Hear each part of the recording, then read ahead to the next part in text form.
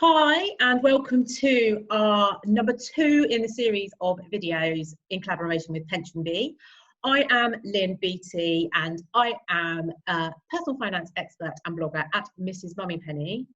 Over to my friend. Hello, I'm Faith Archer and I'm a personal finance journalist and I'm a money blogger too. My blog is called Much More with Less.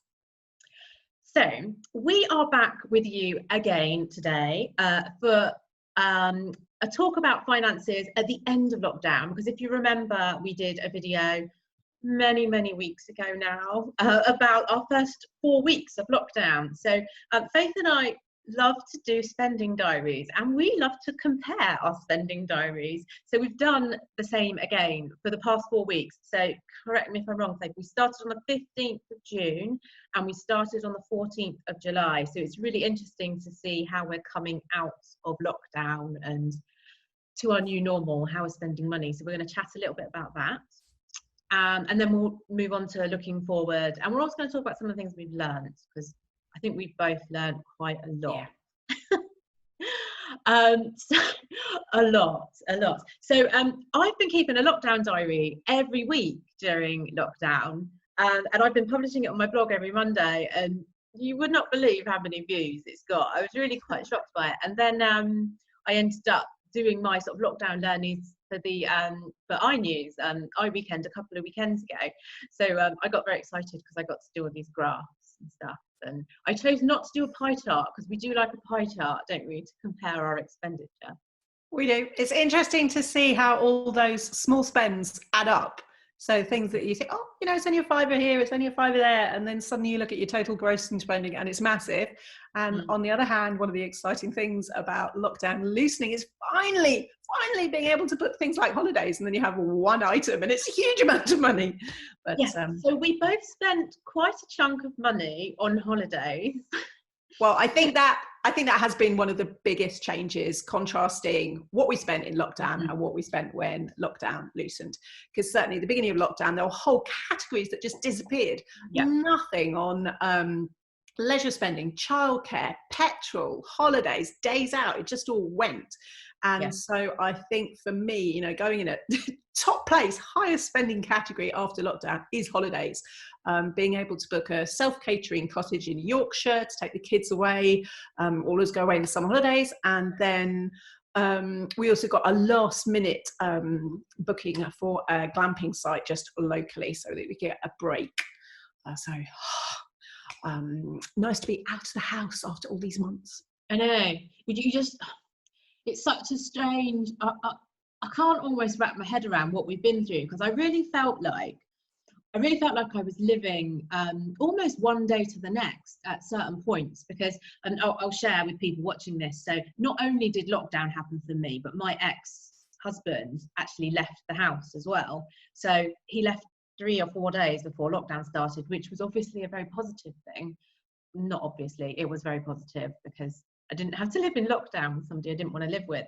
But suddenly I had all these extra expenses. You know, I wasn't getting any money from him anymore. And so I had to very quickly rejig my budgets. And I remember from our first time we compared our spending, we were both we'd gone quite hard and wasn't spending hardly any money at all. We weren't even giving ourselves many sort of luxuries or fun things. But I particularly found that almost I couldn't, because I didn't know what was going to happen throughout lockdown with income and stuff. It was just such a uncertain time. But then by the time you come to I think one of the things you did trying to kind of manage your money at the start of lockdown was you've taken the mortgage payment holiday. So if you think about how bills have changed, that was one thing whereby taking the mortgage payment holiday, that was a chunk of money that wasn't going out every month, and so that's brought your total for bills down. It gave me a huge amount of breathing space. It gave me an extra £3,600. But then I had the dilemma of, should I carry on that 3 months and extend it to 6 months?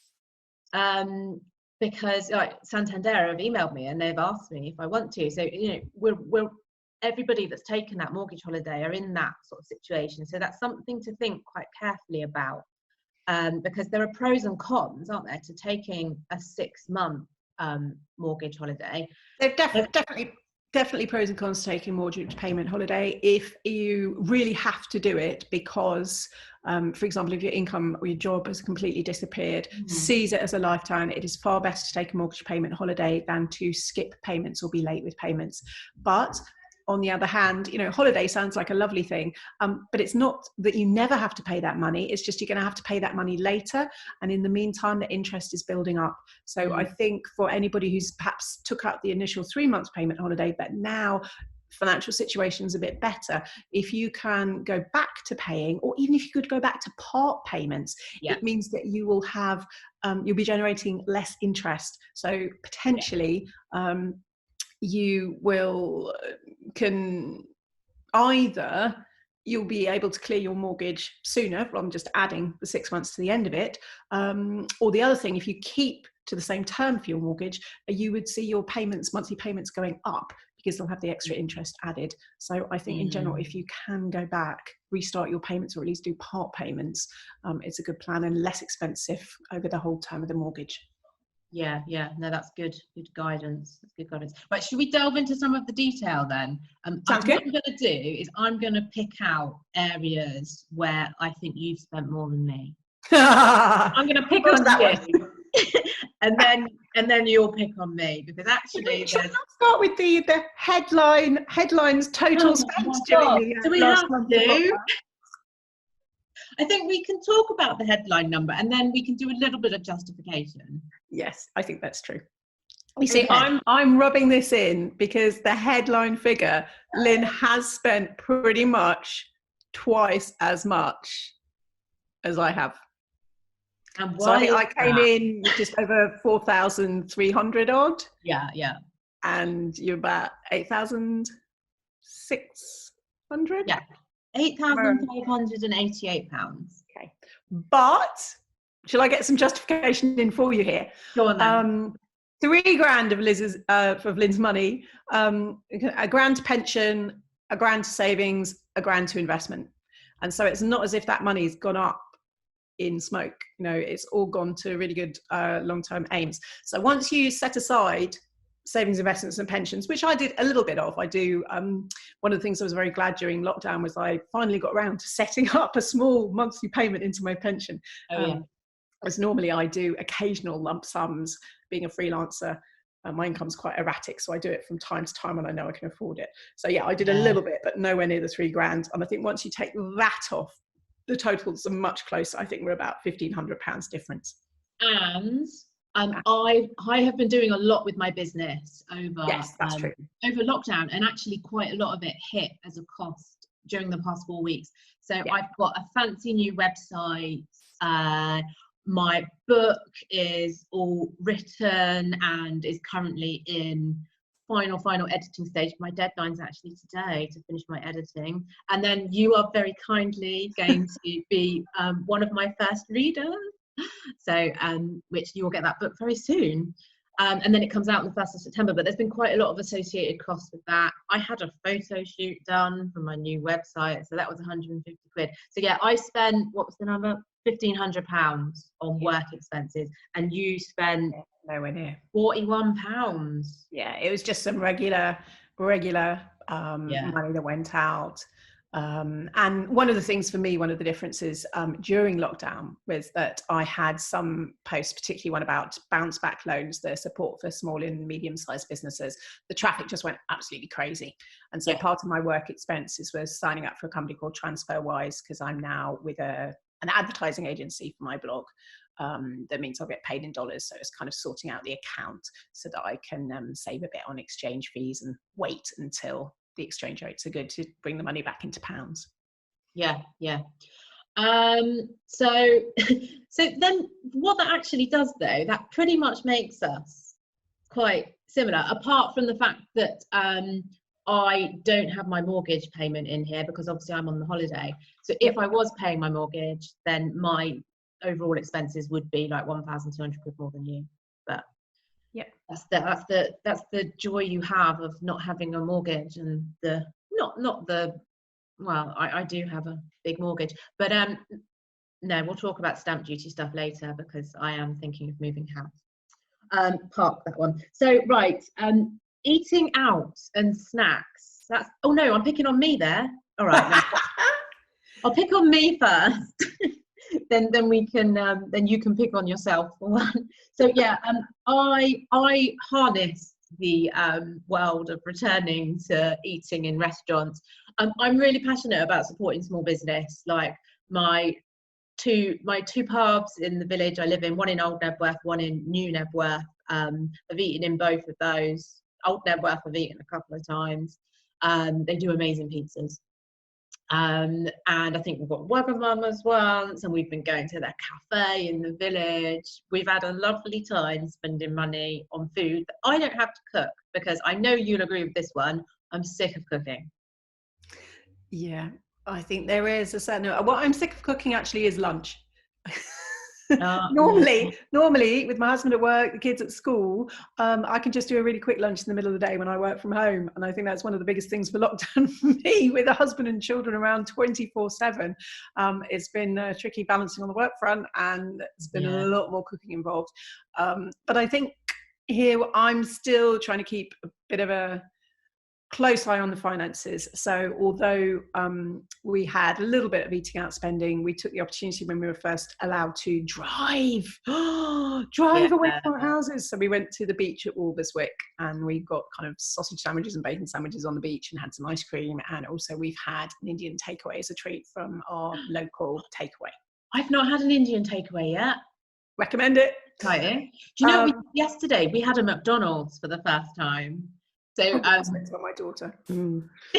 We I don't know if your daughter's had it, but Dylan was invited back to his school for like an hour and a half yesterday. That made a big difference. And because it was an hour and a half, I dropped him off at his school, and I had to sort of hang around, and I had like I had Jack with me. So I was like, what do you want to do? Let's go to McDonald's. So that's what we did. Well, I'm glad that you've had the break from all the cooking, but it remains the fact that if you do cook for yourself, it is going to be a lot cheaper than eating out. I had great resolutions about bringing my grocery spending, my kind of supermarket food shopping, down after lockdown. And although I have managed to do some savings, I was back getting my cut price, the short dated food, yellow sticker food, had some of that. Also Too Good To Go, the app, where you can save money and cut food waste. I had a box of food from Morrison's for that, mainly fruit and veg. But more recently, I'm doing Plastic-Free July, trying to reduce good luck. And that does restrict what you can buy from the supermarkets quite a lot. Really does. So I think my food spending hasn't come down quite as much as I'd like to, because it's back.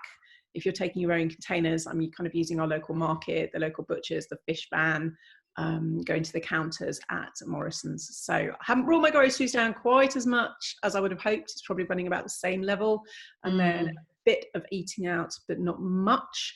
And I think also we haven't really been out shopping, as in, you know, I had a single visit to a charity shop, whereas I know, Lynn, you've kind of almost invested more time in your wardrobe and getting a new look.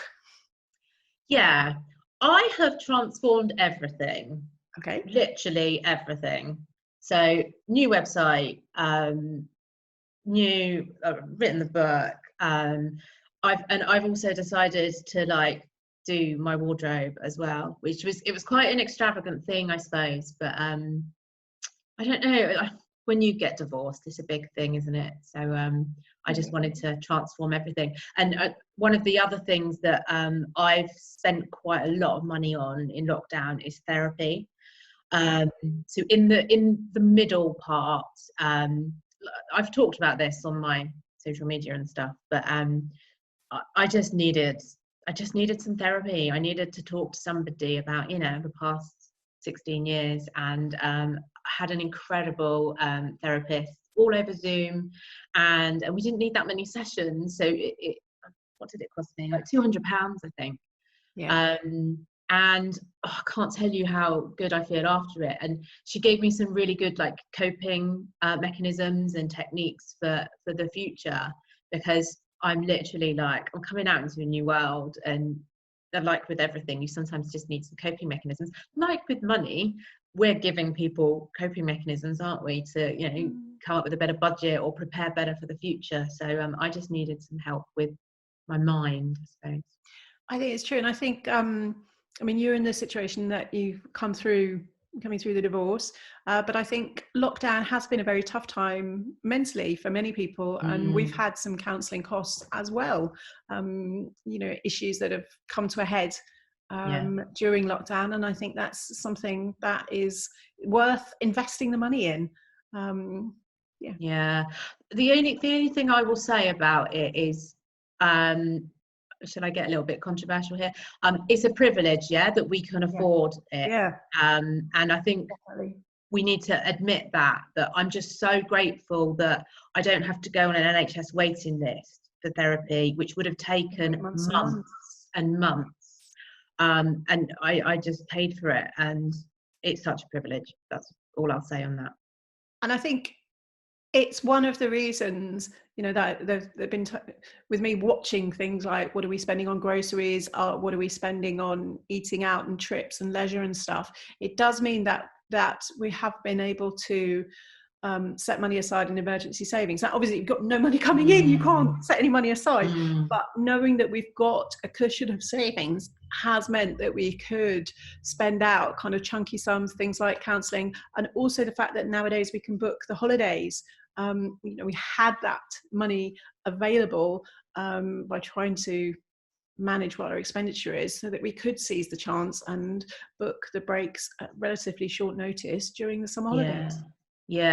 Let's touch on an emergency fund and the importance of it whilst we're there, because I feel like a repeating record with, you know, every radio interview, every TV show, every sort of thing I'm talking about every week. I always revert back to emergency fund, and how important it is, because if you're lucky enough to be in the position where you've been saving some money over the past few weeks, please put that into your emergency fund, and the ideal amount of money in there is at least 3 months of essential expenses. It's almost better if there's 6 months. I know that 6 months is where I'm aiming for, and this is essential expenses. So, you know, it's real things you have to pay. You know, like your water and your energy and your mortgage and your rent and your council tax. It's not holidays. It's the real sort of core essentials. But yeah, have that money set aside, because we are still in, and I can't predict the future, but I'm going to say we're going to be in a tricky position for at least another year. You need to have that emergency fund there, because what if you lose your job? What if your partner loses their job? What if you become ill? If you're self-employed, your income can suddenly plummet through the floor. So just be prepared for the future, because it's just so uncertain. I think when it comes to budgeting, then being able to set aside money for emergency savings to cover that unexpected is vital.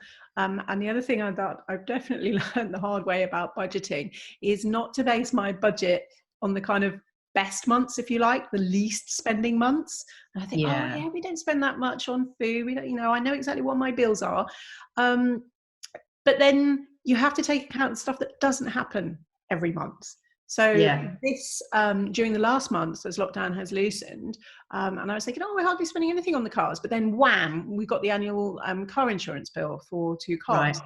And I was thinking, household expenses, that's not going to be much, but we've had to pay for the annual boiler service, because that was something that should have happened during lockdown, but they were only doing emergency appointments, and thank goodness somebody's been able to do it now that lockdown has loosened. Now, those things weren't enormous expenses, but, you know, in my mind, I was kind of thinking, relatively low spending months. You do have to take account of the annual expenses, because virtually every month there's going to be something large, and the kind of, but we've just got to cover that. But we've just got to cover that. Yeah, and but again, that's not emergency expenses, is it? No, that's just a line you need in your budget. And the great thing about sort of almost starting from the bottom up by doing your spending diary, as we have done for the past 4 weeks, as I've been doing for the past 16 weeks, is you then get that trend of the random things that come in and you have to pay money for, and you get an understanding of your regular stuff, and you get a really good understanding. The thing that I've learned, well, I've been learning this for years, is about the sort of emotional spending purchases. I think there was I suppose some of the clothes shopping I've done is a bit of an emotional spending thing. It's a huge emotional spending thing, because I've made a decision that I want new clothes because of the situation I've come into. So, and I've also made the decision to not. I've tried to create like a capsule wardrobe that is going to last me for a long time, because I'm sort of thinking I'm a bit over this whole fast fashion and, you know, picking up little bits from H&M that, no offense to H&M, but it is quite fast fashion. So I have invested, like this dress I'm wearing as an investment, it was £130. Yes. But it's timeless. It will last forever. You're bulking, aren't you, at 130 quid on a dress? I think if it's a piece you're going to love, and if you look on it on a cost per wear basis, and that price will come right down. I think my own approach is I actually do a lot of clothes shopping from charity shops. I think there's a couple of reasons for that. Yes, as the cost reason. I think it also means that I can get probably more expensive brands for less money, and longer lasting clothes for less money. And there is the appeal that it is stopping stuff going into landfill. It extends the life of the clothes that I buy. So yes, now I'm wearing them, less the fast fashion, more preserving resources. I've got a friend who, her son is 15, and every sort of 6 months or so she just leaves a bag of clothes outside our house, and she delivered one last week. So like Dylan's, and it's all like really, it's good, decent clothes, you know, Next and decent brands. So, and he's like loving it that he's got this. I mean, he didn't like everything. So the ones we didn't like are sort of going off to the charity shops, because they're now open again. Thankfully, I did notice my local village one was open yesterday. So, yeah. I don't shop enough in charity shops. I don't know. I think it's the kind of thing that I will nip in from time to time, have a flick through. Sometimes you come out with nothing. Sometimes I'll go through a few shops if I've got a particular event in mind. I think especially if it's a kind of dress for a special occasion, I think those kind of clothes, they can cost more the first time you buy them, and therefore there'll be a greater saving if you're picking them up from a charity shop. But also people just don't wear them so often.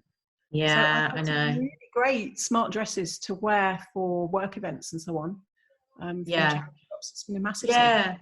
You've done really well actually with dresses from charity shops, haven't you? Because you wore one to the UK Money blogger. Yeah. I think it was a monsoon silk dress. Amazing. Nice dress. So yes, shopping. But the other thing I was going to say, because I had a really interesting conversation with the lady in the shop where I bought this dress.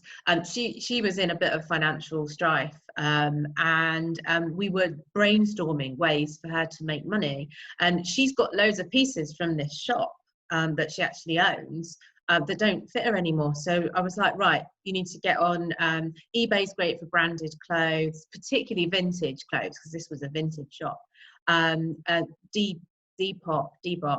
you know that one? Depop. That's really good for clothes, vintage clothes. Get a mannequin, make it look really nice in the pictures. You'll get more for it. So we were brainstorming ways for how to make money, because if you are in financial strife and you've cut your budget back to the bare bones, then you need to look at a few money making ways as well. And getting rid of stuff that doesn't fit you anymore, or stuff you haven't used for the past year, is a great way to make some money.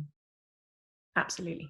I think the things we both saw, as lockdown loosened, suddenly there were whole spending categories that had disappeared during lockdown that came back onto the horizon. So we both spent on holidays, we saw some money on eating out, a bit of money on leisure stuff.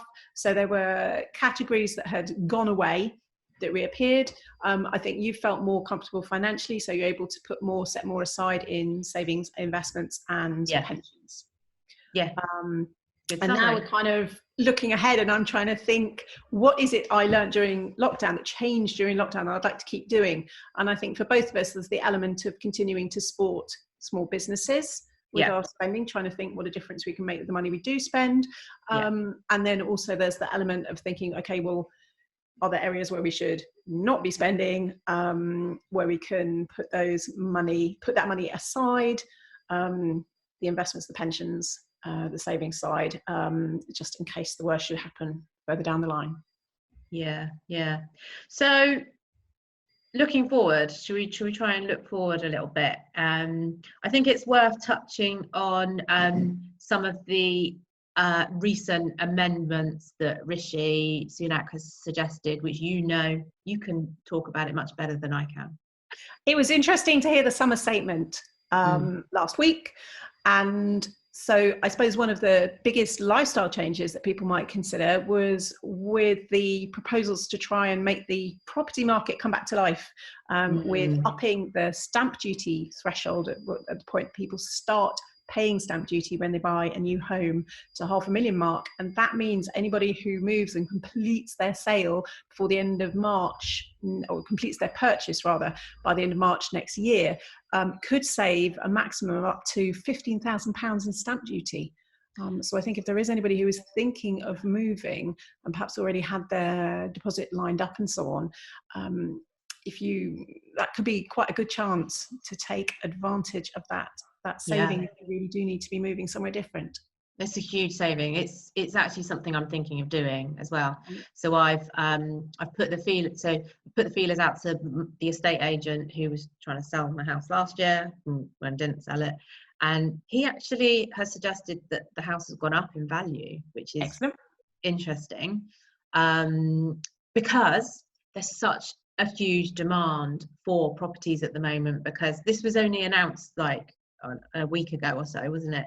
And the market has moved very, very quickly. So there's a lot of people now looking for houses. So do you think you will benefit, because there's a lot of people been reassessing where they live during lockdown, with more people working from home, wanting more space, wanting a garden, thinking there's been a real increase in searches on sites like Rightmove and Zoopla, people looking to move out of cities into more rural areas. So something I just wrote about for Times Money Mentor, about moving to the country and what to weigh up so you're realistic if you're thinking of moving, rather than just having rose-tinted spectacles. But do you think where you are would benefit from people getting out of inner London maybe? Yeah, it's so I live, it takes me like half an hour to get into King's Cross from where I live. Really good train links.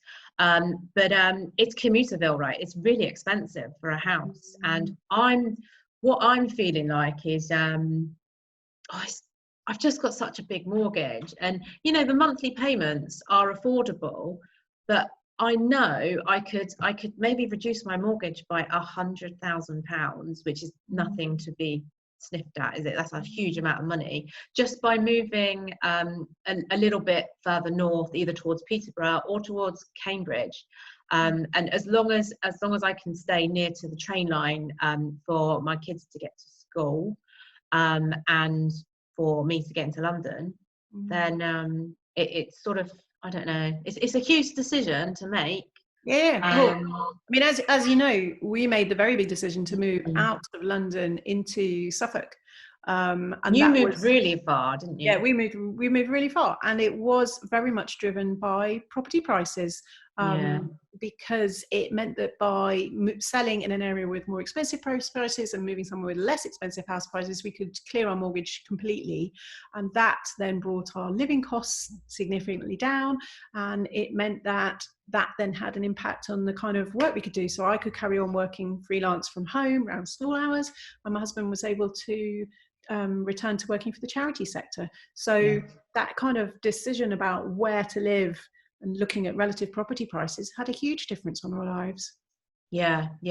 And also, just like, one of the things I've enjoyed the most about lockdown was, like, I love my daily walk, and I've discovered so much beauty on my doorstep, that so many walks I didn't know. Like, I didn't know I could walk through the local parklands near me. I just didn't know about the footpaths. So I've discovered all this wildlife and rivers, and it's just I'm a water girl at heart. I miss living near the sea desperately, but I've discovered some rivers which will make do for the moment. But yeah, getting out into the country, oh, it's just been one of the best parts about lockdown is all the and the great thing about walking with your kids as well is you actually talk about stuff. Yeah. Because you're not looking at each Great other. opportunity. You can have a really great therapy session with your children and your friends. Like I've loved it. So yeah. Well, one of the other announcements in the summer statement has an impact on the environment too. The Chancellor's proposing a new Green Deal, so that I think it's from September. There's going to be a certain amount that the government will contribute if you are choosing to do things like having double glazing or putting insulation in. Oh yeah. So I think you could possibly get up to £5,000 from the government, and they basically will pay 2/3. You have to have it done, pay for it, and then potentially pay 2/3 back, get 2/3 back from the government once the project is certified. I think personally, I really want to know, does it include new boilers or not? Because we've been havering about getting a new boiler for ages because it's a big chunk of money. And if the government could pay some of that to getting an efficient, more environmentally friendly new boiler, that would be brilliant. Yeah. And then there's the restaurant thing as well, which has had interesting feedback. Dine out to help out. That's the one. Dine out to help out. Yep. So it's trying to support the restaurant sector that has suffered so much by being closed during lockdown. So Rishi Sunak's grand plan is that if you have a sit-down meal on Mondays, Tuesdays or Wednesdays during August, the government will pay half your bill, up to £10 a head, towards food and non-alcoholic drinks. So won't cover your booze. Very specific. Very specific. But still, trying to tempt people back out into restaurants and pubs and cafes in that early part of the week that would normally be less busy. Do you think you'll take advantage of it? Is it going to tempt you back into restaurants? I think you've already been back in restaurants. I've already been back. You're going to take advantage of it then? Yeah, definitely. It's like £10 per head. That's really good. Yeah. You see, I think it's a good deal, and I'm quite surprised because I posted details of it in my Much More with Less Money Saving Year Facebook group, and was surprised by the number of people who were just saying that they were not comfortable going back into restaurants, and they, staying at home, not taking advantage of that kind of offer. But from my experience, so I've now eaten in the two local pubs that I mentioned, and my cafe, so 3 places. The cleanliness is exemplary. It's so high.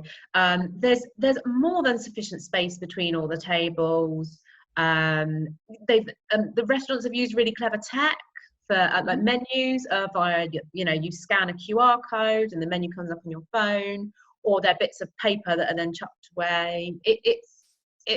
I've not felt that there was anything unclean about it, and the same with shops as well. Like I've been to John Lewis, and I've never experienced such cleanliness in my life. Like and queues. I don't really like the queues, but I also understand why some people are just not up for it yet. And each to their own. But I'm just. I feel the weight of the world on my shoulders a little bit, because I'm just so worried about what's going to happen to people and what's going to happen to businesses. So I feel like I'm doing my bit. If I can afford it, I'm going to go out and support my small business friends. Yeah, it is interesting. It is interesting how different people and different companies are being affected.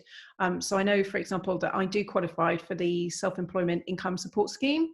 And although I'm lucky that some work has continued during lockdown, there are other projects that have been cancelled or postponed. So I'll be able to apply for a second grant during August, but that scheme does not apply to people with limited companies who take earnings as dividends. I know there's a big nothing has applied to limited companies. I haven't been able to get a single penny. And also, interest-free lending, but not anything in grants. Still got to give the money back, haven't I? Yeah. And obviously there are the millions of employees on furlough, kind of, with the employer still paying them even though they can't work. And that the furlough scheme is gradually being retracted, and the government's starting to expect higher contribution levels each month from employers. But I think there is therefore going to be a crunch time if there are companies deciding that in future they just need fewer staff and have to start laying people off. So I think there will be tough times financially ahead. We've already seen Boots and John Lewis announced last week that they are rationalising their retail network. So they are shutting some stores and they're getting rid of quite a lot of people. And they're two of the giants on the high street. So I don't know. It's just, I don't want to be the doom and gloom, but I just think we need to be prepared for the worst. Yeah. And I think that's one of the things doing the spending diaries has helped with, has identify where our money has gone. And once you start seeing that and becoming more mindful of it, then you can think, well, could I save money by spending that somewhere else, or, not buying that? Is there something I can swap for? Oh, that bill seems a bit high. Can I get a better deal for it? Can I switch? Can I save? So I think taking the time to do a spending diary or use some kind of spending tracker app where you check it can help put you on a better financial footing for the future. Yes, good way to end it. Okay, so Faith, tell everybody how they can find you on the internet. My blog is muchmorewithless.co.uk. I've mentioned that I've got the Much More With Less Money Saving Year Facebook group, and I'm at muchmore_less on Instagram and Twitter. Wonderful. And I am Mrs Mummypenny UK on Instagram and Twitter, and you can find me. So just Google Mrs Mummypenny and you'll find me. It's pretty easy. So yeah, thank you. Huge thank you to PensionBee, who are our wonderful friends and collaborators for sponsoring this video. It's going to go out on PensionBee's channels and ours as well once it's edited down, which thankfully they're doing for us. Yeah, that's pretty much it, isn't it? Have you got anything exciting coming up that you want to tell people about? Your Times Money Mentor stuff? Well, I think it's been interesting as lockdown has loosened and some more work's been coming through. So just recently it's been fun. I did this article for Times Money Mentor about the pros and cons of moving to the country, and that then meant that I was on the new Times radio show, in addition to the guest slot I've been doing every Sunday on BBC Radio Suffolk talking about money matters during lockdown. And then I'll have a couple of columns coming up actually in print in the Sunday Times Money section. So they're due out, over a couple of weekends in the imminent future. That's very exciting. And God, we never really know what lies in the future in our sort of business, do we? But I've had a huge explosion this week with an article I wrote for The Sun. So I'm sort of trying to ride that rush of 3,000 new Instagram followers, 23,000 new page views in 2 days. It's been quite mental. So as we record this, I know my computer's pinging away with all sorts of new stuff. Yeah, there's quite a lot of radio stuff and newspaper stuff going on, but we will see. And my book. Yes. My book, The Money Guide to Transform Your Life, which will be out 1st of September, but you can pre-order it now. I literally say it all the time that I possibly can. Thank you ever so much. It's great to talk to you, Faith, as always. Blog posts will be coming out. Your blog post is going to be on the PensionBee website. My comparison post is going to be on my website, which is a reverse of what we did last time. So it's all fair. And yeah, I love comparing my spending diary to you, because you actually make me feel, I was really dreading it actually, because I knew I'd spent a lot of money, and I was like, oh, Faith's gonna like have a go at me. Not that you ever would have a go at me, because you're a non-judgmental person that always helps me to reassess money stuff. You've got to have that friend that you can talk to honestly about money, who won't judge what you do, but who can suggest helpful changes. And goodbye. Thanks very much then. Bye.